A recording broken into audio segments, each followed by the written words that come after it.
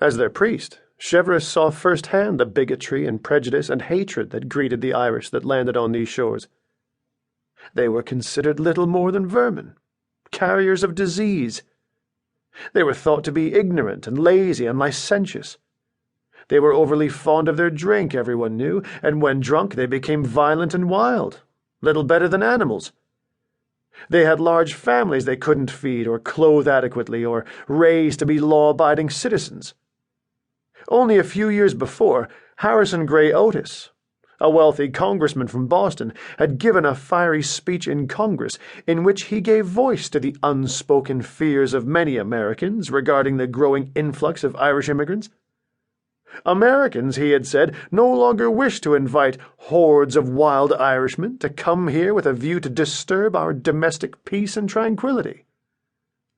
And what were his own feelings for them, these poor, misunderstood Irish? Pity, certainly. Except perhaps for the Indians he ministered to up in Maine, no group was so traduced and maligned. Why, even the Negroes, freed almost 20 years ago in Massachusetts, fared better. Admiration, too. The Irish were generous, often to a fault. They gave of themselves when they had nothing more to give.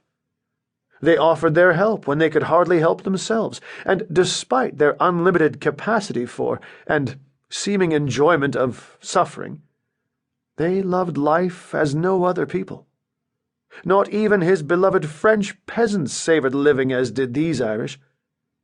They liked to sing and dance and laugh, even through the worst of times, especially through the worst of times.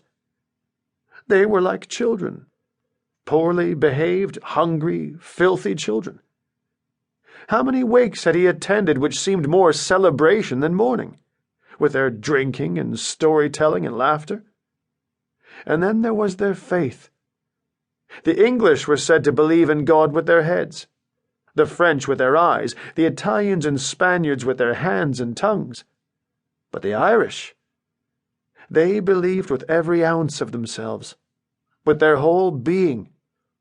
Their faith surrounded and encompassed them, every moment of every day.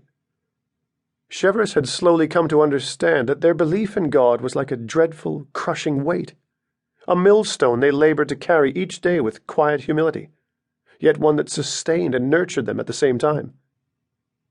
He admired that terrible faith of theirs, longed to emulate it, and in some way he couldn't quite explain, feared it a little too. To keep listening to this audiobook, I've left you a link in the description so you can do it, at no cost thanks to Audible's 30-day free trial.